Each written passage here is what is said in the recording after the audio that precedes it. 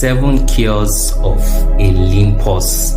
If you're having a bank account that is always on zero, this video is for you. If you're always crying that you don't have money, this video is for you.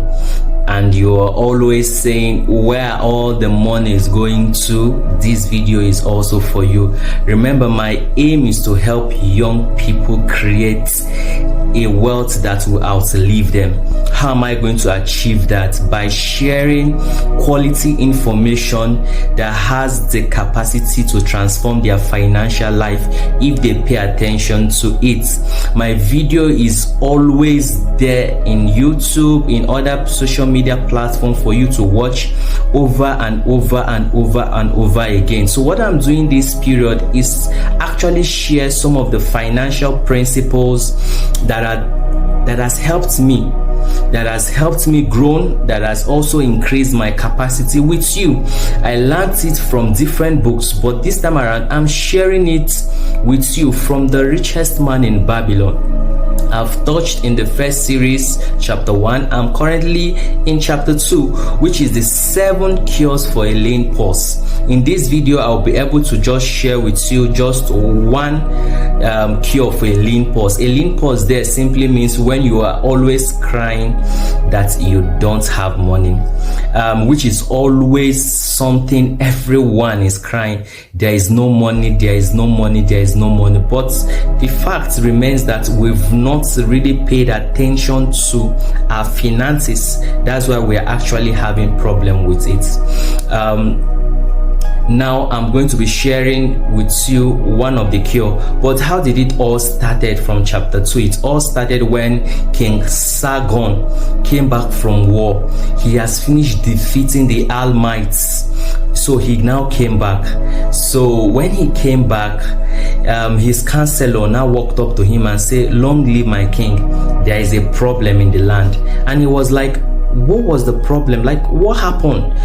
The counselor now said, our people are growing poorer and poorer every day. They don't have food to eat, they don't have good clothes to wear, they don't have businesses to run. Like, everything is just turning so bad for them. How did this happen? This happened after we finished building those irrigation plants. You remember the irrigation plants, the temples, these various structures we've built. You know, we paid them for it, but now all those money that they've accumulated, they've channeled it to people that knows how to make the money, people that knows how money work, which is the rich. Right now, none of them has that financial capacity. So the king was like, who are the rich people in this country? And the counselor said, we have one of the richest person, which is Akkad. As of them, Akkad was already 70 years of age. So the king summoned Akkad, and Akkad, he now asked Akkad, why is it that you are the only person that has acquired so much wealth in this our land? Akkad was quiet. He said, it was because while I was growing up, I had this desire to be wealthy. I had this desire to create wealth for myself. So I didn't want any limitation. So I went all out for it. He said, the king now said, is there a way what you know can actually be taught? Akkad said, yes, my king, it can actually be taught. The king was so pleased with what Akkad was saying. He now said, okay, how can we work around this? Akkad now said, just bring 100 persons that are working in different areas in life, and I'm going to teach them the 7 cures for a lean purse, which means the 7 things you have to know so you will never have an empty bank account again. So when he said that, the king said, no problem. So the king now consulted his counselor, and the next day they gathered 100 business people into a particular hall. Why were they there? They were desperate to understand how money works. They were desperate to glean from the wisdom of the richest man in Babylon as of them, which was what? Akkad.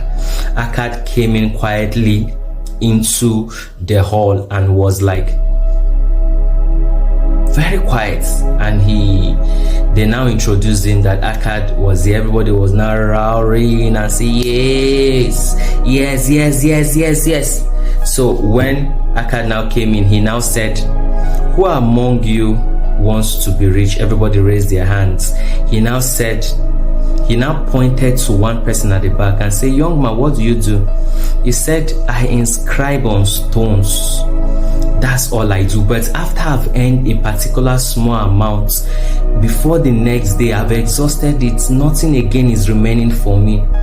Akkad now shake his head. He said, as long as you're doing that, you have an opportunity to be wealthy. He now saw a man in his front and was like, young man, what do you do? The man said, I'm a butcher. I kill cow and I kill goats, and I take their hides and their clothes and I sell it to the women in the market. The man kept quiet. I was looking at him. He said, that's what I do. Akkad was like, you still have a chance. As long as you're doing something, you have a chance. So that was how he was pointing everybody, and they were telling him what they were out doing. This one said, I was a fisherman. This one said, I'm a trader. This one said, but all of them had one complaint. There was no money in their bank accounts. Despite making all the money, despite their various businesses, despite all they were doing, they couldn't account for even a copper after each day, because they spend all of them, everything, they spend it. So Akkad was like, every one of you in this hall has the opportunity to become wealthy. Every one of you, as long as you are doing something. That's the same thing I'm telling every one of you watching this video. You still have a chance. No matter the job that you are in, even if they are paying you small, you still have a chance. No matter the business you're doing currently, you still have a chance to grow your business and to expand your business. You still have a chance.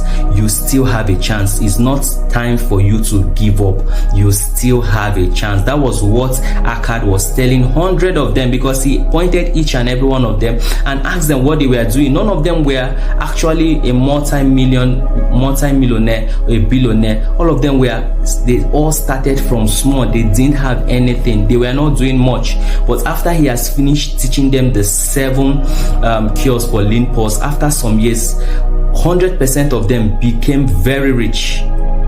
That was what happened there. So he now said, I'm going to share with you a particular secret that will change your life. Then when he said that, everybody was just quiet. He said, yes, I'm going to share with you, and which is what I want to share with you right now, the first cure for a lean pulse. So what is the first cure for a lean pulse? So he said, if you bring basket 1 and basket 2, if you put 10 eggs into basket 1 and remove 9, how many will remain? It's 1. It's 1. If you come the next day again and put 10 eggs inside the basket 1 and remove 9, how many will remain inside the basket 1? 2. If you come the 3rd day and bring 10 eggs and put inside the basket 1 and remove 9, how many will remain? 3. If you come the 4th day and bring 10 eggs and put inside basket 1 and remove 9, how many will remain? 4.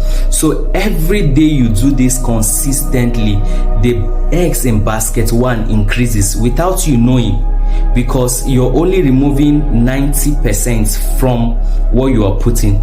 Every day, no matter how little you're earning, you're removing 90%. No matter how little you're earning, you're removing 90%. So consistently, after 2, 3, 4, 5 years of accumulating this money, it becomes something tangible. You will have a heavy purse. Your bank account will be very heavy, no matter how little things. So what it requires there is consistency. So no matter what you're doing currently in life, you have to be very consistent, putting in the small work. So like I said, a time came when he didn't even notice that he was even removing 10%, because he was already living it with the 90%. So that's the point I want every person to be at, where you'll be very comfortable with that your 90%, but that your 10%, you don't joke with it. So that's the first law of the Olympus. For you to have an increased bank account, every money that comes into your hand, you have to save 10% of it. Remove 10% and keep in an account where you can't access. It will really help you. So that's the first. The next video, I'm going to explain the second one of the second cure for Olympus. Thank you. My name is Henry Obikwere. Feel free to like, share to help other persons.